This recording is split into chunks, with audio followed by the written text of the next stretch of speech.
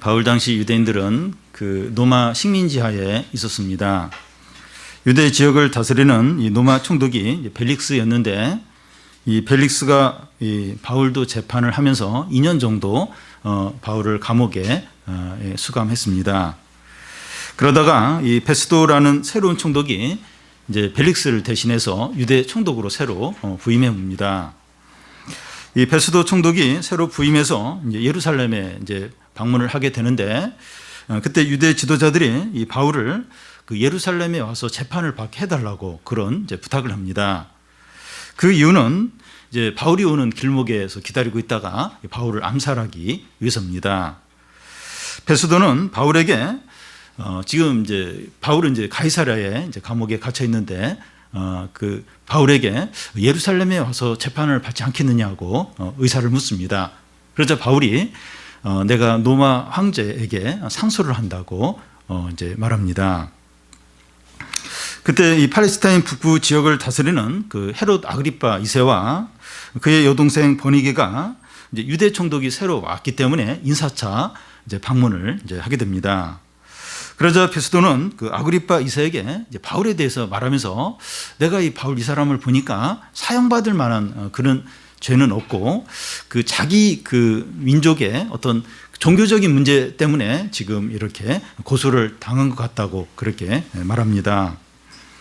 그렇지만 이 바울이 가이사 황제에게 상소를 했기 때문에 뭐 때문에 상소를 하는지 그걸 이제 이렇게 밝혀야 되니까, 아그리파 2세 당신이 그래도 유대인들에 대해서 잘 아니까 당신이 좀 신문을 해서 지금 이제 바울이 뭐가 문제인가, 뭐가 무슨 문제가 있길래 이렇게 고소를 당했는가, 그걸 좀 이렇게 도와달라고 요청을 이제 합니다.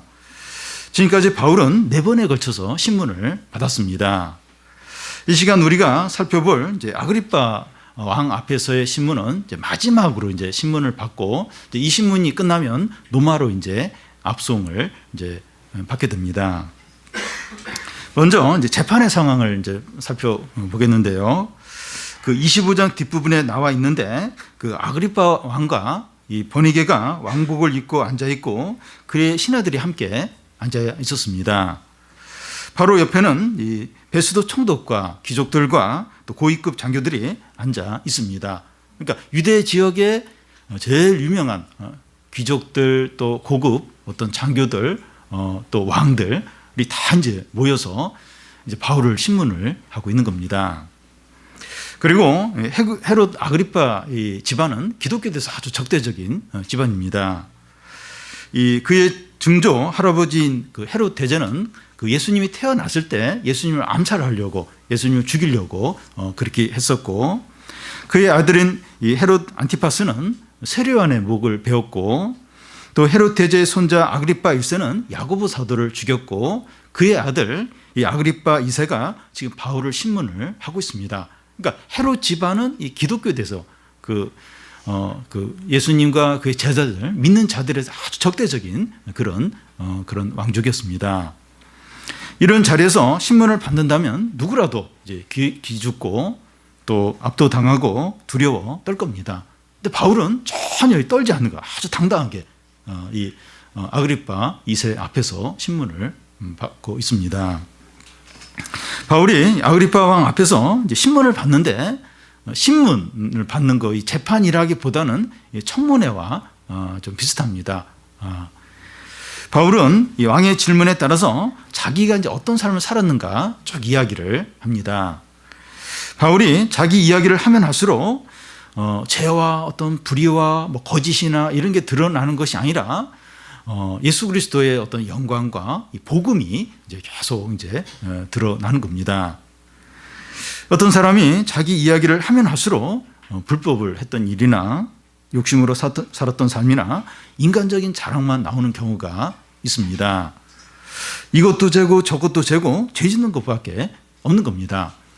우리가 청문회를 이제 이렇게 보면서 느끼는 건, 참 청문회 하기 전에 괜찮은 사람이요, 괜찮은 사람이고 뭐 괜찮은 사람, 훌륭한 사람은 아니다 할지라도 그래도 이제 좀 그래도 저 사람은 좀 이렇게 좀 그래도 괜찮은 사람 아니지 않는가. 그런데 청문회를 하면 다 드러나요. 뭐 이렇게 탈세한 거, 또 이렇게 또 부동산 투기한 거, 또 학력 위조한 거, 논문 표절한 거, 별의별 게 이제 다 드러나면서 본전도 못 찾는 걸 이제 보게 됩니다.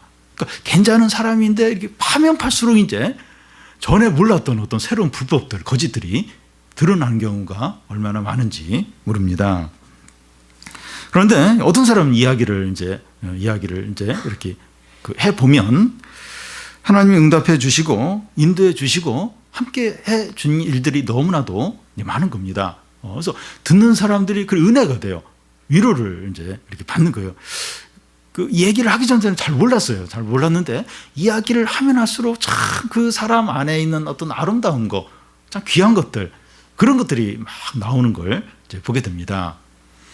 한 40년 전에 그 독재 정권 우리나라가 있을 때 어느 제약회사가 그 정부에 이렇게 정권에 이렇게 뇌물을 안 바치는 거예요. 정치 자금을 안 대는 거예요. 그 기업만. 그래서 이 정권이 그 제약회사를 너무 이제 미워해서 국세청에게 세무조사를 해봐라. 그래서 뭔가 이제 드러나면 이제 확 이제 이렇게 처벌하려고. 근데 그 국세청에서 그 제약회사 이렇게 세무조사를 했는데 너무나 이렇게 탓세가 전혀 없고 너무나 정직하게 세금을 이제 납부를 한 겁니다. 그래서 그 국세청에서 이제 상을 줬어요. 납세 잘했다고 상을 준 일이 있었습니다. 이제 바울이 이제 그런 거예요. 바울이 파면 팔수록 거짓이나 불법은 전혀 드러나지 않고 하나님의 어떤 일하신 것들, 어떤 복음의 영광, 예수 그리스도가 어떻게 그에게 역사했는가, 이것만 이제 나오는 겁니다.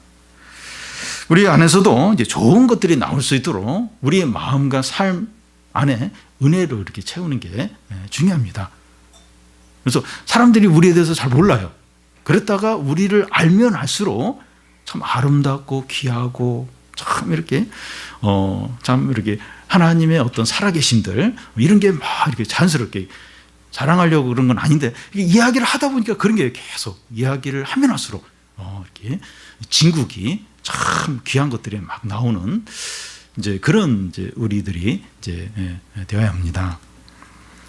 이제 바울이 이제 자기 삶에 대해서 이야기를 이제 시작합니다.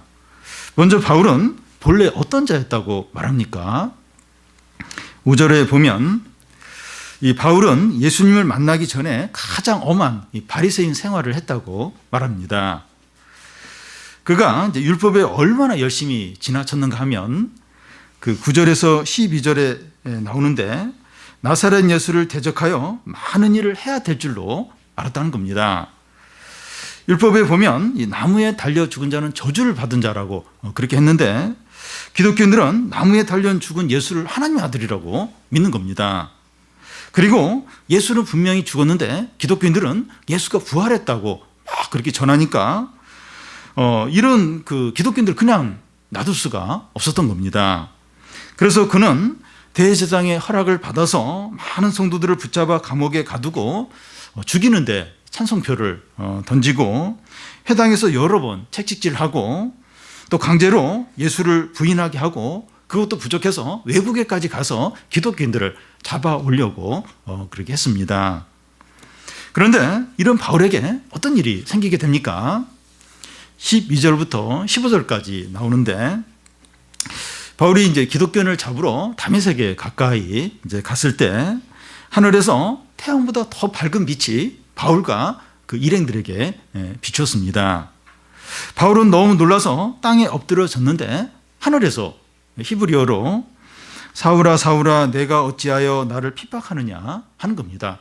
바울은 너무 놀라서 주여 누구십니까? 물어보니까 네가 핍박하는 예수다, 이렇게 하는 겁니다. 바울은 이 사건이 있은 후로 완전히 달라지게 됩니다. 그가 이렇게 달라지게 된 계기는 부활하신 예수님을 보았기 때문입니다. 바울은 이제 예수님의 증인으로 온 세상을 다니면서 복음을 이제 전하게 됩니다. 바울이 예수님을 전하면서 매를 맞기도 하고 감옥에 갇히기도 하고 엄청나게 죽음의 위기들, 동족의 어떤 핍박들, 또 굶기도 하고 강에 빠져 죽을 뻔하고 별의별 일을 다 당하는데 흔들리지 않아요. 전혀 이렇게 변함이 없이 끝까지 이 복음을 전하는 그런 삶을 살게 됩니다. 예수님을 믿게 되면 삶의 목적이 달라지게 됩니다. 공부를 하거나 돈을 벌거나 진로를 결정하거나 결혼을 하려고 할 때 목적이 달라지게 됩니다. 더 이상 자기 만족과 자기 유익이 아니라 다른 사람의 유익과 하나님의 영광을 위해서 이제 하는 겁니다. 결과보다도 하나님의 뜻에 맞는가 하는 걸 먼저 이제 보게 됩니다. 얼마나 이게 돈이 많이 벌렸나, 얼마나 이렇게 승진을 했는가, 또 성적이 얼마나 잘 나왔는가, 뭐 이런 것보다도 내가 지금 하나님 뜻대로 했는가, 이걸 하나님이 기뻐하시는가, 이걸 더 우선적으로 여기는 겁니다. 결과가 안 나왔어도 참 이렇게 성과가 없다 할지라도 믿음으로 했고 하나님의 뜻대로 이렇게 했으면 그걸 감사하는 거예요. 만족하는 겁니다. 근데 결과가 잘 나왔어요. 성과가 좋아요. 근데 이게 믿음으로 안 한 게 느껴지는 거예요. 욕심으로 한 게 이게 깨달아지는 겁니다. 그러면 막 마음이 너무 힘든 거예요. 그러니까 평가하는 기준도 달라지고 하는 목적이나 동기도 이제 달라지는 겁니다. 예수님을 믿고 이제 변했다, 이제 그런 말들을 하는데 무슨 말인가 하면 전과 똑같이 직장 생활하고 공부하고 돈을 벌고 여러 가지 하지만 목적과 동기와 평가하는 기준이 달라진 것을 이제 말합니다. 우리가 주님을 인격적으로 이제 만났다 하는 걸 알 수 있는 그런 증거 중에 하나가 우리가 하는 일의 목적과 동기가 달라졌는가 하는 걸 보면 알 수가 있습니다. 예수님 믿고 변했다고 하는데 이 목적이나 동기가 똑같다면, 똑같이 자신의 욕심과 어떤 사람들에게 인정받는 그거라면 그 예수님 믿고 이게 변화된 게 이제 아닐 수 있다는 겁니다. 우리가 열심히 하는 것도 좋은데 이 무슨 목적으로 공부하고 또 직장 생활하고 돈을 버는지 알아봐야 됩니다. 그러니까 이 세상 사람들은 그냥 성실하고 열심히 하면 그걸 좋게 여겨요. 근데 우리도 그냥 성실하고 열심히 하면 되느냐? 아니라는 거예요. 무슨 목적으로 지금 이렇게 열심히 하는가, 성실히 하는가, 그게 더 중요하다는 겁니다.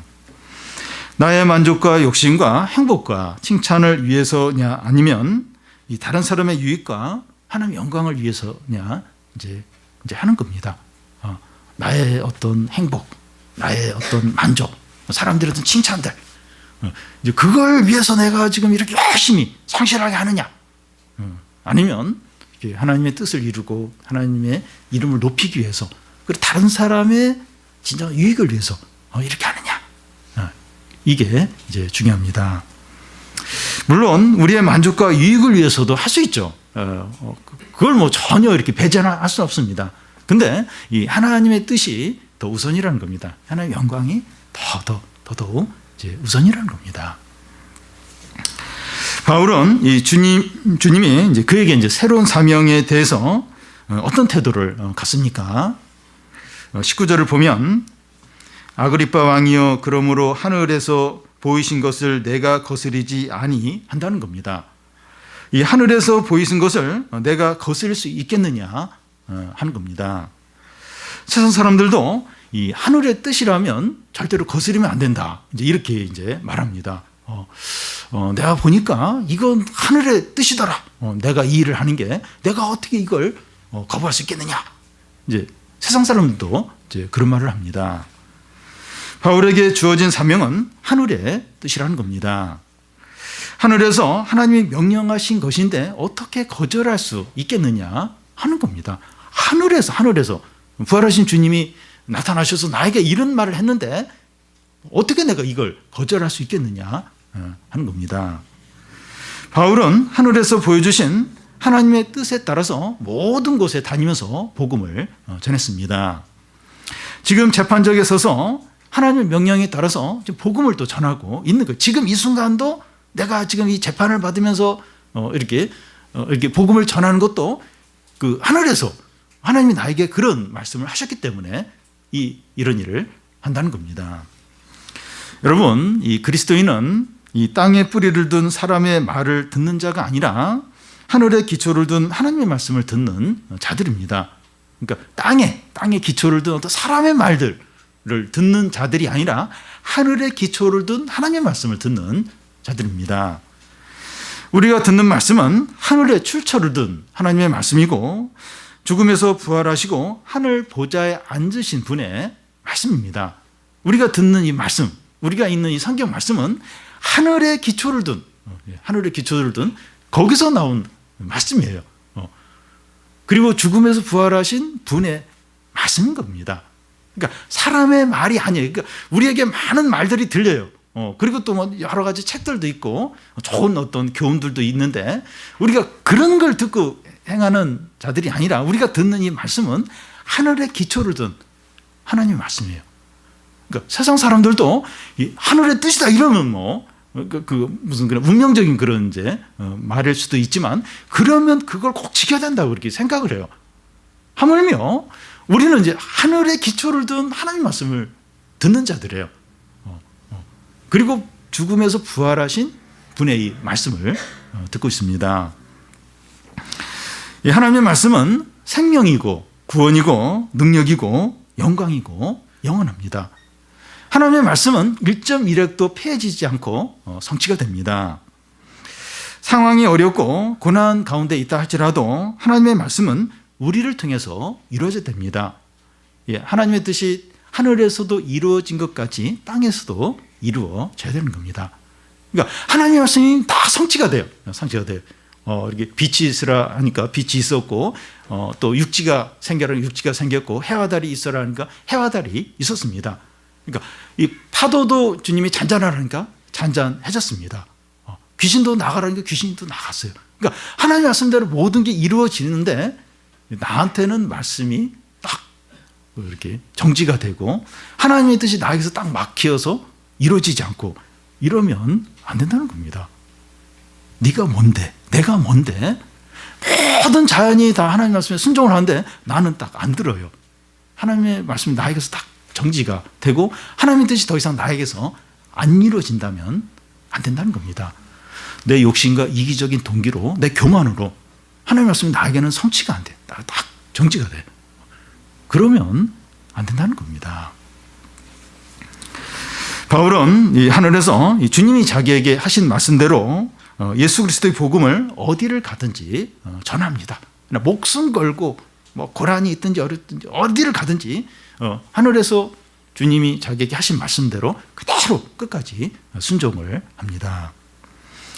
베스도는 이 바울이 전한 말씀을 들으면서 어떻게 반응을 합니까? 24절을 보면 바울이 이같이 변명하며 베스도가 크게 소리내어 이르되 바울아 내가 미쳤도다 내 많은 학문이 너를 미치게 한다 하니. 베스도가 왜 갑자기 큰 소리를 칩니까? 바울이 이제 이렇게 신문을 받으면서 이렇게 여러 이야기를 해요. 근데 이 베스도 총독이 큰 소리를 쳐요. 큰 소리. 왜 큰 소리를 칩니까? 성령의 강한 역사로 심하게 어떤 심리적인 어떤 압박을 느꼈기 때문입니다. 가만히 있으면 자기도 회개하고 예수님을 믿어야 할 것 같은 거예요. 이제 바울의 말을 계속 듣는데 점점 막 믿음이 생기려고 그래요. 자기가 막 이렇게 예수님을 믿으려고 막 그런 마음이 드는 거예요. 그러니까 큰 소리를 치면서 거부를 하는 겁니다. 이 상황에서 베스도는 복음에 굴복을 하느냐 아니면 반발하느냐 이제 그런 상황이에요. 그걸 막 느껴요. 그때 그는 여기서 큰 소리를 치면서 반발합니다. 네가 나를 예수님 믿게 하려고 네가 미쳤구나 막 이러면서 크게 지금 반발을 하고 있습니다. 베스도가 이 바울에게 미쳤다고 하는 이유는 죽은 자가 살아났다고 하고 죽었던 예수가 자기에게 나타났다고 그렇게 이제 말을 하니까 네가 이제 미쳤다 이제 하면서 소리를 이제 지릅니다. 그 당시 로마와 헬라의 합리적인 사고로 볼 때 바울의 말은 미친 거였습니다. 오순절날 120명의 제자들에게 성령이 임하자 막 그 방언을 하니까 사람들이 지금 새 술에 취해가지고 술 취해가지고 저렇게 지금 이상한 말을 한다고 사람들이 말했습니다. 그러니까 성령 충만해서 막 지금 그 막 이렇게 방언을 이야기하고 하나님의 말씀을 전하는데 지금 술에 취해가지고 그랬다고 사람들을 막 이제 비난을 이제 했습니다. 그러니까 바울도 지금 막 복음을 전하는데 이 베스도 총독은 바울아, 네가 공부를 너무 많이 해가지고 미쳐가지고 좀 이상한 말을 한다. 이렇게 이제 소리를 이제 지르고 있는 겁니다. 이 세상 사람들은 그 신앙에 열심을 내는 사람을 보면 광신자라고 말합니다. 여러분, 광신자라고 할 때 이 광신자는 하나님과 상관이 없어요. 자기 도취에 어떤 자기 환상에 빠져서 막 그냥 막 날뛰고 소리 지르고, 그게 이제 광신자죠. 세상 사람들은 자기 입장에서 이해가 안 되면 그냥 미쳤다고 그렇게 이제 하는 겁니다. 그런데 예수님을 진심으로 믿고 하나님의 말씀대로 살려고 하는 사람들에 대해서도 미쳤다, 광신자라고 한다는 겁니다. 주일날 오전에 교회 와서 밤에 이제 집에 오는 것을 보면서, 그러니까 우리 주위에 예수님 믿지 않은 사람이 우리에게 광신자라, 미쳤다고 그렇게 하겠습니다. 아니, 그냥 오전에 가서 예배 한번 드리고 오면 되는 거지, 어떻게 그냥 밤늦게까지 저녁까지 먹고 오냐, 그러면서 뭐 광신자다, 미쳤다 이제 말합니다. 여러분, 요리나 음악이나 스포츠나 취미 생활에 시간을 많이 이렇게 투자하는 그런 걸 보면 사람들은 좋게 여겨요. 그렇게 요리에 그렇게 심취해서 그렇구나. 또 그 어떤 음악 공간이라고 그렇게 이렇게 많은 시간을 이렇게 투자하는구나. 나쁘게 안 여기는데, 이렇게 신앙을 위해서, 하나님을 위해서 교회에 오래 있거나 시간을 많이 쓰는 것에 대해서는 미쳤다고 이야기를 해요. 광신자라고 얘기를 합니다. 우리는 이 사람들이 우리 신앙에 대해서 비난하는 말에 너무 이렇게 지나치게 민감하거나 낙심하지 않도록 해야 됩니다. 오늘날은 신자들이 자기 믿는 진리에 대해서 확신이 너무나도 약한 시대에 살고 있습니다. 어떤 신학자가 이제 현대성이라고 이야기를 하는데, 현대성이라고 이야기를 하는데, 그러니까 어느 도시나 어느 나라에 가나 현대성이 있다는 거예요. 어떤 보편적이고 어떤 공통된 그런 어떤 이렇게 어떤 문화, 있다는 겁니다. 근데 이 문화가 이렇게 전통적인 거나 어떤 걸 이렇게 어떤 진리를 지키려고 하는 걸 거부를 한다는, 그걸 이렇게 이상한 것으로 취급을 한다는 겁니다. 그래서 점점 더 이렇게 어떤 믿는 사람들이 자신의 신앙을 이렇게 주장을 하고 그걸 이제 소중하게 여기고 이렇게 하는 걸 무례한 것으로 여기고 그렇게 하면 안 되는 것처럼 현대성이 이제 온 세상을 이렇게 사람들을 이제 지배하고 있다는 겁니다. 그러니까 뭐 TV나 어떤 이렇게 매스컴이나 요즘 이제 핸드폰이, 그러니까 모든 게 공통돼요. 그러니까 무슨 일이 일어나면 그게 온 세계에 퍼져버립니다. 사람들이 다 그런 생각을 가져요. 그런 어떤 문화가 이 지금 모든 온 세계를 다 지배하고 그게 공통적이에요. 이제 그게 어떤 면에서 절대적인 것이지, 어떤 우리가 말하는 어떤 진리나 어떤 기독교가 참되다 이걸 막 주장하고 그리고 거기에 막 이렇게 빠져 있고 이러면 그건 이상한 것이고 미친 거고 광신자로 우리가 취급을 한다는 겁니다. 그래서 우리도 모르게 점점 우리가 믿는 진리에 대해서 확신이 약해져요. 약해지고 이렇게 사람들이 자꾸 비난하면 내가 지금 잘못했구나, 문제가 있구나, 이렇게 하면 안 되는구나, 그렇게 이제 여기게 된다는 겁니다. 그래서 오늘날 우리 믿는 사람들이 이렇게 자기 믿는 것에 대한 확신이 너무나 약해져 있는 이제 그들 시대에 살아가고 있습니다. 그래서 사람들은 좀 이렇게 이 현대성이라고 할 수도 있고 세속주의라고 할 수 있는데, 여기에 이렇게 돌출이 되고 여기를 거스르면 미쳤다, 광신자다, 이렇게 확 취급을 해요. 그리고 우리 믿는 사람들도 그런가? 그러면 이걸 주장하면 안 되겠구나. 나도 이제 이 지금 세상의 흐름에 맞춰야겠구나. 이런 생각을 이제 은연중에 하기가 쉽다는 겁니다. 오히려 이 정치인들이나 시민단체 운동을 하는 사람들은 자기 주장을 해요. 자기 주장을 막 하고 그걸 사람들은 좋게 여겨요. 근데 신자들이 자신의 신앙을 이렇게 주장하고 이렇게 그걸 확신하고 이런 거에 대해서는 다 미쳤다고 하고 광신자라고 하고, 우리 믿는 사람들도 그런 식으로 여긴다는 거예요. 이렇게 하면 안 되는구나. 그래서 오히려 이 정치인들 또 뭐 이렇게 시민단체 운동하는 사람들보다도 훨씬 더 약한 거예요. 이렇게 확신도 없고 어떤 자신감도 없고 이제 그런 시대에 우리가 살아가고 있다는 겁니다. 그래서 우리가 시대가 이제 이렇기 때문에 너무 이렇게 사람들이 우리에 대해서, 신앙에 대해서 이렇게 판단할 때 막 너무 막 주눅이 들고 막 눈치를 보고 그렇게 하지 않아야 돼요. 그러니까 이 베스도 총독이 그 바울에게 말하는 것처럼 사람들 자기 이해가 안 되면 무조건 그렇게 몰아붙이는 거예요. 이 세상이 이러니까 이제 우리도 아유 내가 문제가 있는 거 아닌가 그렇게 생각을 하기 쉽다는 거예요. 그렇지 않다는 거예요. 약한 마음 먹으면 안 된다는 겁니다. 바울은 이 베스도의 말에 무엇이라고 대답합니까? 그 25절부터 27절까지 보면 우리 한 절씩 교대를 읽겠습니다. 바울이 이르되 베스도 각하여 내가 미친 것이 아니요 참되고 온전한 말을 하나이다.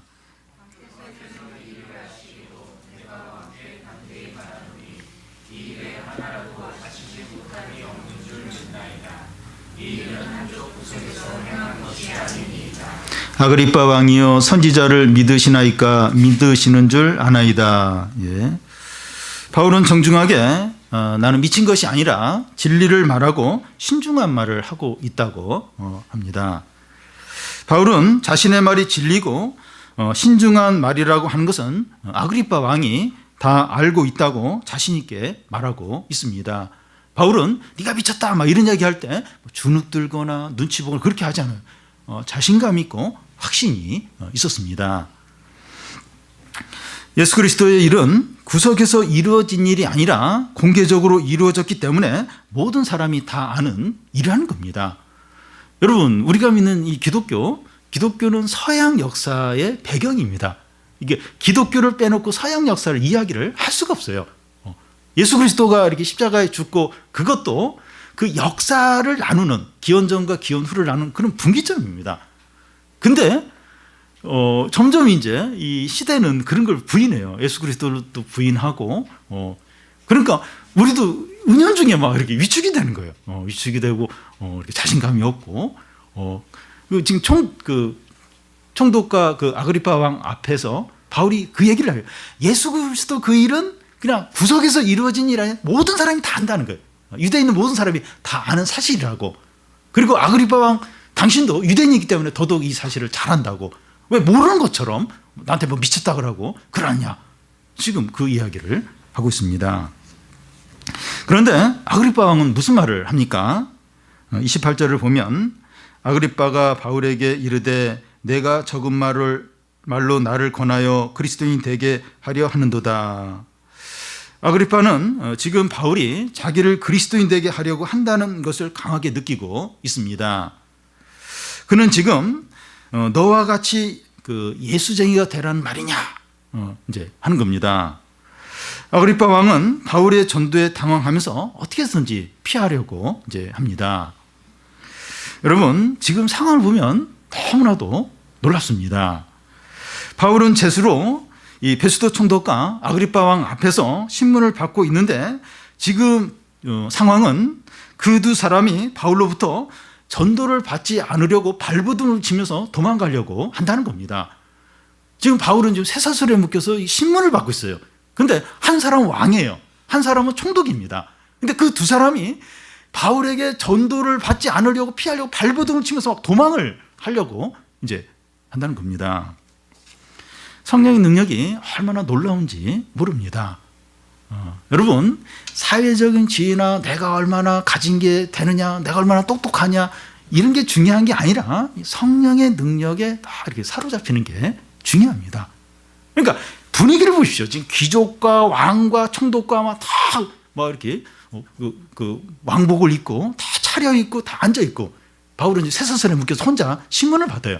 그런데 그 왕과 총독이 이 바울 앞에서 쩔쩔매는 거예요.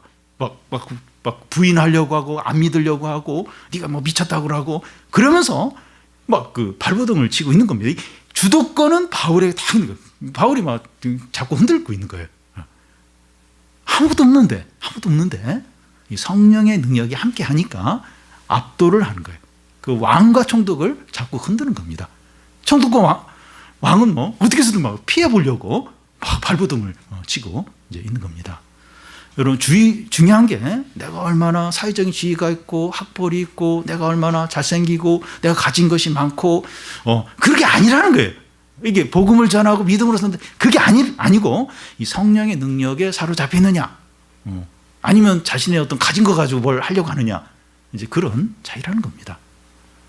우리 안에 은혜가 있고 이 성령이 함께하고 이 확신이 있고 당연하지 못해요. 왕이 오든지 총독이 오든지 막 귀족들이 다 앉아 있고 막 수백 명이 달려든다 할지라도 이 진리를 가지고 있는 또 진리의 확신을 가지고 있는 성령 충만한 한 사람을 못 이기는 겁니다.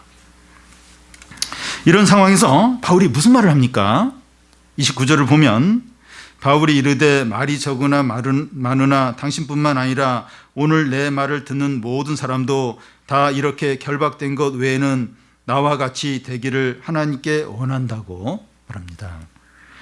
지금 바울 앞에 어떤 자들이에요? 어떤 자들이 지금 있습니까? 왕과 총독과 귀족들과 고위직 관리들과 고급 장교들입니다. 그들 앞에 바울은 쇠사슬에 묶인 죄수에 불과합니다. 그런데 이런 자리에서 바울이 외치기를 왕뿐만 아니라 여기에 있는 모든 자들이 내가 쇠사슬에 묶인 것 외에는 나와 같이 되기를 원한다고 하는 겁니다. 바울의 이 말의 의미는 나는 결박된 것 외에 불편한 것이 없고 부족한 것도 없고 너무나 만족스럽고 너무나도 행복하다는 겁니다. 그는 주님 한 분만으로 만족하고 있고 하나님의 사랑과 은혜와 기쁨과 축복을 마음껏 누리고 있습니다. 여러분 신앙생활이 이런 겁니다. 어떤 놀라운 어떤 이론을 붙들고 있거나 또 뭐 많은 일을 해야 되거나 뭔가를 철저하게 지키는 이런 게 신앙생활이 아닙니다. 예수 그리스도 안에서 사랑과 기쁨과 은혜와 행복과 영광을 누리는 것이 신앙생활입니다. 주님 안에서 말할 수 없는 기쁨, 말할 수 없는 행복, 말할 수 없는 은혜를 누리는 게 신앙생활입니다. 여러분 바울에서 이런 게 느껴지지 않습니까? 이렇게 당당하고 여유 있고 자유롭고 행복하고 이 왕과 귀족들도 훨씬 행복하지 않습니까? 이런 여유와 자유로움과 기쁨이 어디서 오는 겁니까? 이 그리스도 안에서 이 하나님의 사랑과 기쁨과 은혜를 마음껏 이제 누리기 때문에 이런 자유로움, 이런 여유가 있는 겁니다. 여러분 바울이 지금 전도하기 위해서 자기 마음은 안 그런데 그냥 입으로만 나 굉장히 좋다고 막 그렇게 하는 겁니까? 그렇지 않습니다. 바울이 이런 말을 할 수 있는 이유가 뭡니까? 예수님을 진정으로 만난 거예요. 매일 하나님의 영광과 은혜와 사랑을 맛보고 누리고 있는 겁니다. 매일매일의 삶 가운데서 이 신문 끝나면 또 감옥에 가죠. 감옥 안에서 하나님의 사랑과 은혜와 능력을 맛보고 누리는 거예요. 주님을 인격적으로 만난 겁니다. 그는 자기의 모든 자랑과 특권을 배설물로 여길 정도로 예수님을 아는 것이 너무나도 좋다는 겁니다. 바울에게 엄청난 자랑이 있죠. 자랑과 또 의지할 만한 이런 게 많은데 그걸 다 배설물로 여길 정도로 예수 그리스도를 알고 누리는 게 진짜 이제 좋은 겁니다. 사람들은 어떻게 해서든지 좀 뭔가 이게 자랑을 갖추고 자격증을 갖추고 또 이렇게 사람들에게 인정받으려고 하고 칭찬받으려고 주목받으려고 거기에 막 이렇게 안달을 합니다. 우리도 막 그런 부분이 있을 수 있는데 근데 바울은 그런 모든 자랑과 특권들 배설물로 여길 정도로 예수님을 누리고 아는 게 너무나도 행복한 거예요. 너무나도 좋은 겁니다. 지금 쇠사슬에 묶여 있고 미래를 알 수가 없어요. 죽을지 살지 어떻게 될지 알 수가 없는데 좋은 겁니다. 부족함이 없고 너무나도 행복한 겁니다. 여러분 우리는 나보다 더 좋은 직장과 또 외모와 학벌과 경제력을 가진 사람에게 나와 같이 되면 좋겠다 이렇게 말할 수 있습니까? 명절 때 이제 친척들 보면 우리 예수님 믿는다 그래도 이렇게 연봉도 별로 안 되고 집도 이제 집도 별로 안 좋고 차도 이제 작은 차 타고 가고 그런데 예수님 안 믿는데도 큰 차 시커멓고 이제 넓고 큰 차 그리고 돈 또 얼마나 많이 벌었다고 자랑하고 우리 애는 공부도 잘 못하는데 대학 좋은 대학 가고 그런 친척들 앞에서 나와 같이 되면 좋겠다 이렇게 말할 수 있습니까? 예수를 믿는 것이 너무나 큰 자랑과 기쁨이 됩니까? 하나님 은혜가 너무 커서 다른 사람들이 하나도 부럽지 않습니까? 예수님 믿는 것 때문에 하나도 안 부럽고 그렇습니까? 이렇게 만족하는 사람이 광신자입니까? 미쳤기 때문에 그런 거예요. 미쳐가지고 지금 광신자니까 뭐 돈이나 뭐 그 집안이나 자동차나 뭐 자녀 이렇게 뭐 성적 상관없이 주님으로 만족하고 행복하고 미쳤기 때문에 광신자기 때문에 그렇습니까? 우리가 예수님을 진정으로 만나면 이렇게 돼요. 하나님의 은혜와 사랑과 축복을 진짜 이렇게 누리고 있다면 이렇게 말할 수 있다는 겁니다. 미치지 않아도 실제적인 게 하나님의 사랑과 은혜와 능력이 실제적인 거예요. 실제로 이제 이렇게 감사해야 하고 당신들도 참 나와 같이 되면 좋겠다. 돈 없는 거 빼고 나와 같이 다 되면 좋겠다. 이렇게 이제 말할 수 있는 겁니다.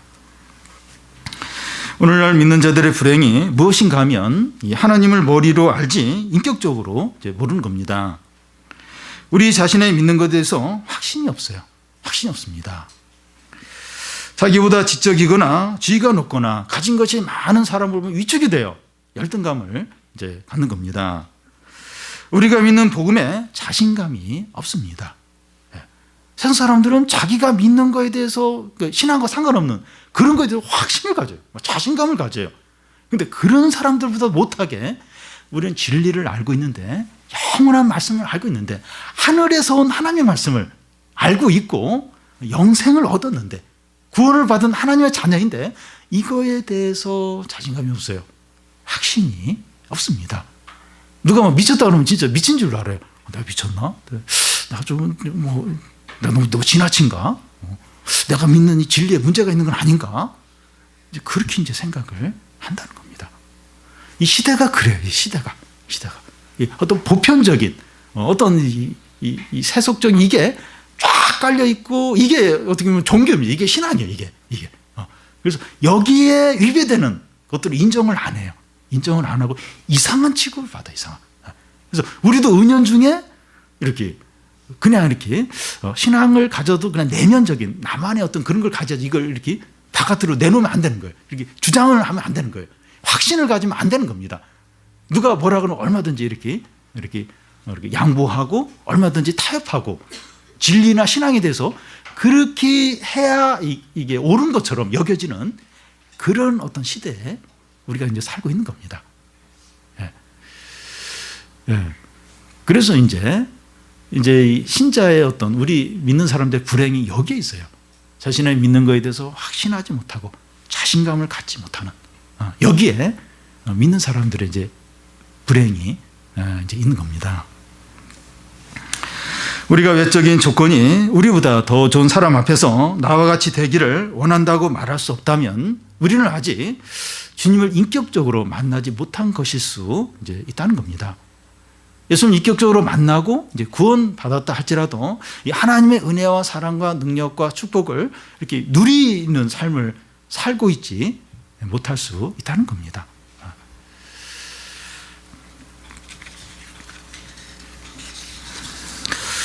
우리가 주님이 어떤 분인지 진정으로 알고 진리를 확신하고 주님의 은혜와 인자와 영광을 진정으로 맛보면 어느 누구 앞에서도 나와 같이 되기를 원한다 이렇게 말할 수 이제 있습니다. 우리는 교회만 나오면 믿지 않는 친척들과 친구들과 직장 동료들과 이웃들을 만나게 됩니다. 거기 나오면 외적인 걸 다 이야기해요. 뭐 자녀 성적이 어떻고 또 재산이 어떻고 취업 문제가 어떻고 주택 문제가 어떻고 이런 이야기를 할 때 우리는 막 자꾸 움츠려들어요. 자꾸 이제 겁을 이제 내게 됩니다.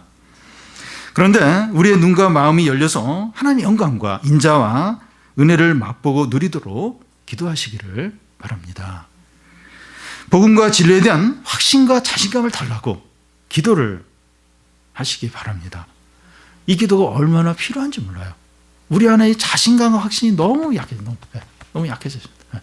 그리고 이게 너무 이렇게 세상에 이런 거에 많이 우리의 마음이 열려 있지 하나님의 은혜와 사랑과 축복과 어떤 하나님의 살아계신과 영생에 대해서는 많이 약해졌어요. 많이 닫혀져 있습니다.